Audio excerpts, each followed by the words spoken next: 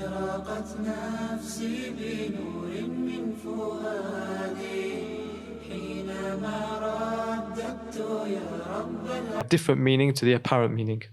I now want to move on to the issue of Tafwid, which is when a word comes in the Quran and the person says it has a meaning, it does have a meaning, and I don't give it another meaning either, but they just say, I don't know what the meaning is, Allah knows what the meaning is. That's what I want to go into now.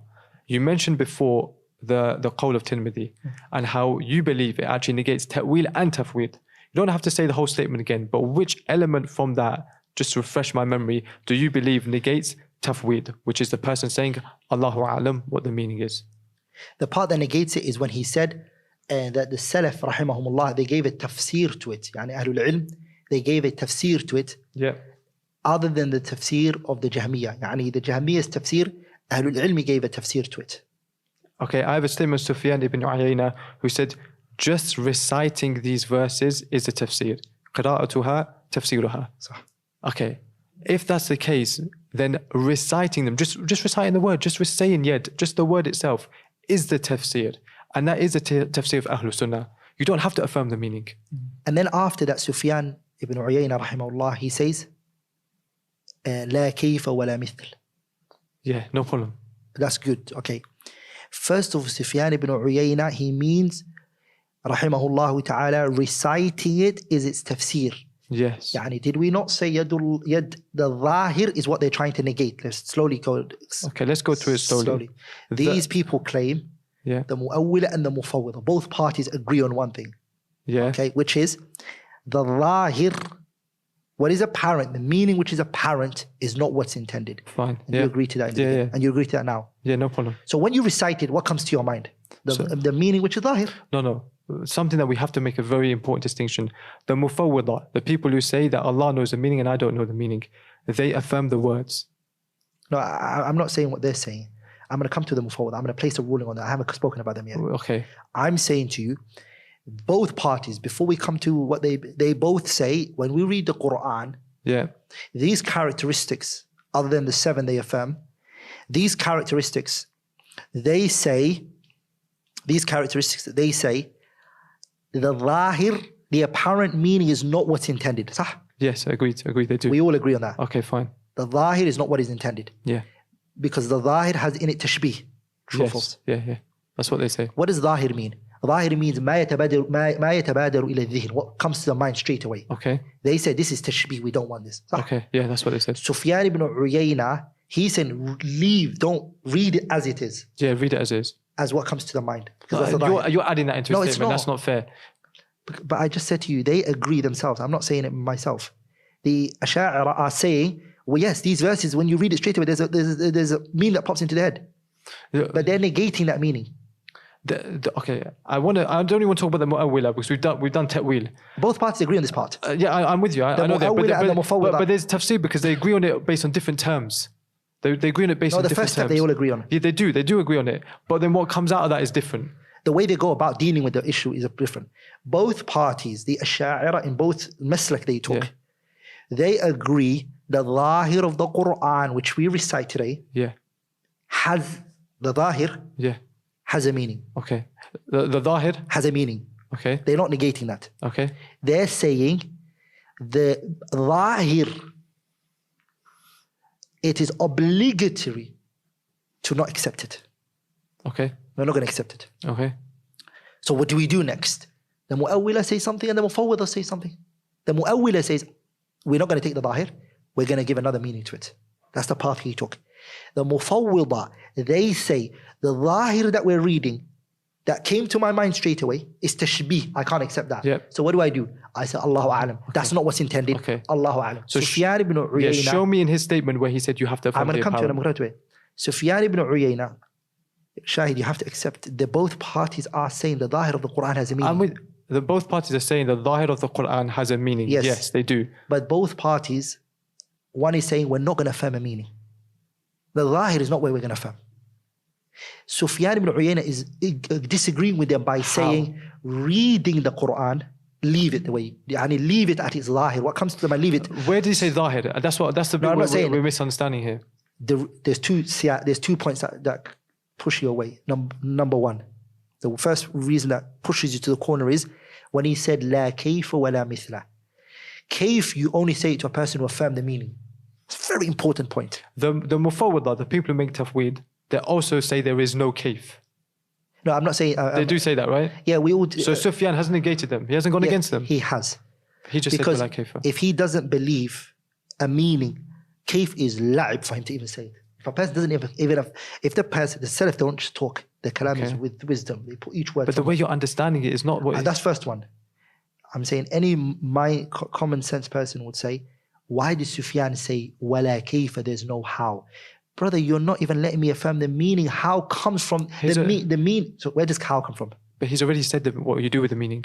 He said you just read it, and that is the meaning. Tafsir. But so it doesn't need to say kayf. Why does he need to just ignore it? He just if Sufyan negated the meaning, if he already negated the meaning, he doesn't have to jump to the second one and say, and don't do how. How is a fara of affirming the meaning? Remember, the Ahlul Tafwid, they don't negate the meaning. They just say, we don't know the meaning. They don't say there is no meaning. That's not fair. They don't say there is no meaning. They negate the meaning, which is zahir. Yeah, which is zahir. That's what we're talking about. Okay.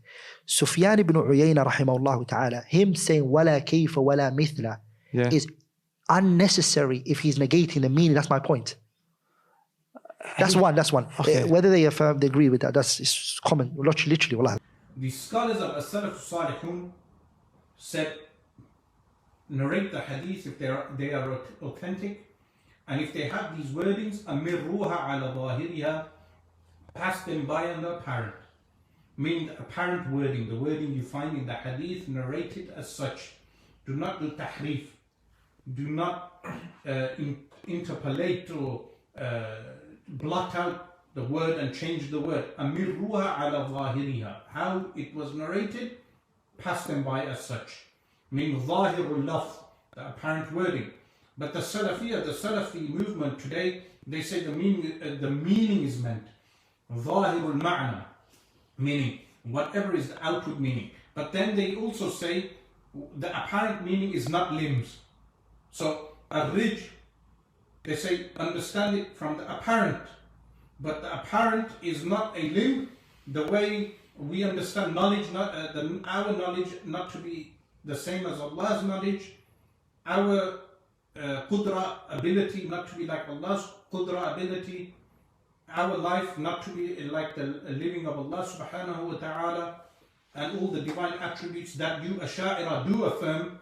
Likewise, these annexations, or what are referred to as as-sifatul khabariyah. This is another name given to these reports.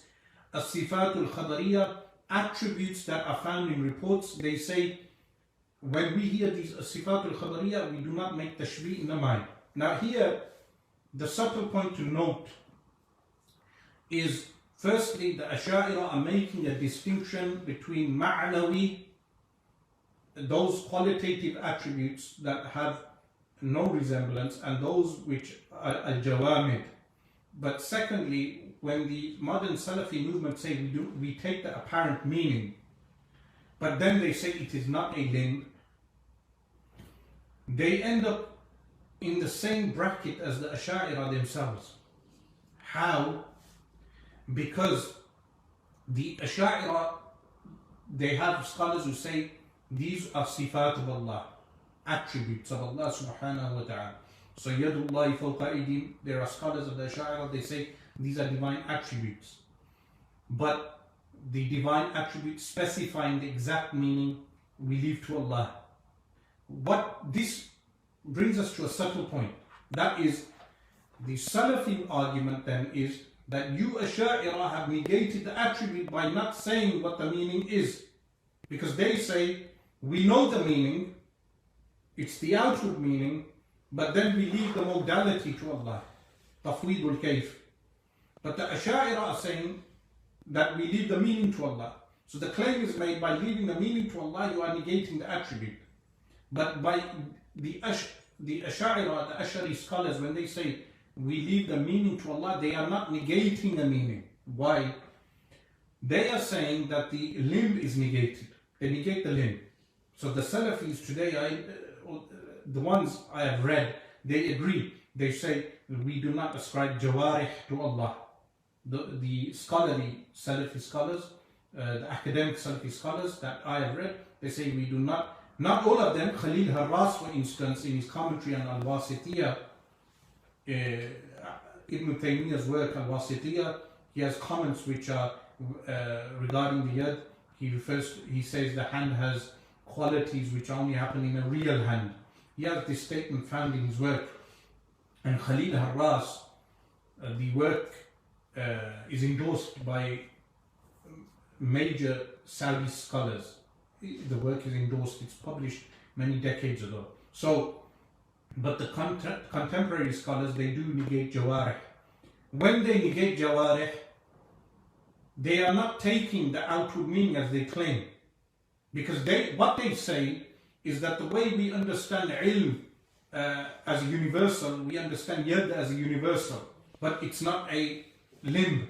But by negating limb, there are numerous other meanings of yad left. This is exactly what the Ashari are saying, that there are numerous other meanings, that those meanings we leave to Allah. This is what they mean by Tafwidul Ma'na.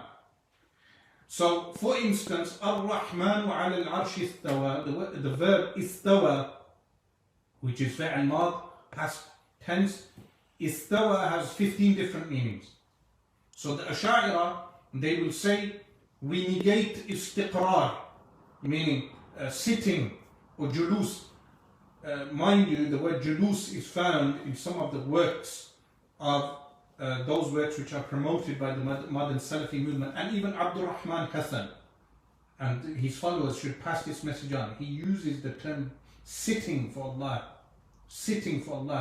in his refutation of the Hanafi fiqh channel. One of the brothers showed me a clip, I think part 10, where he uses the word sitting for Allah.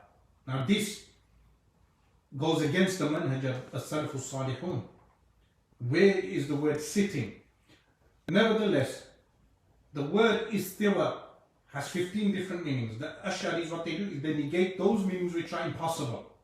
Then there are possible meanings left. They then do tafwidul ma'na. They say the exact meaning is left to Allah. This is what they mean when they say the Salaf did tafwid.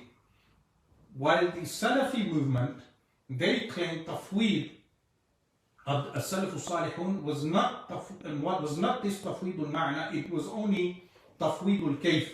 They would take the outward meaning and then they would say, we leave the quiddity to Allah. But the Ash'ari say in response to this, that modality and quiddity, kayfiyah, does not apply to Allah. And this is the meaning of Imam Malik's statement, al-istiwa'u ma'loom. That al-istiwa is known, meaning it's known to be in the Quran. It's known to be linguistically, it's known, the meaning is known. Wal-kayfu majhul, that the kayf is unknown. But there is also wal-kayfu ghayru ma'qul, that the kayf is incomprehensible, meaning kayf does not apply to Allah subhanahu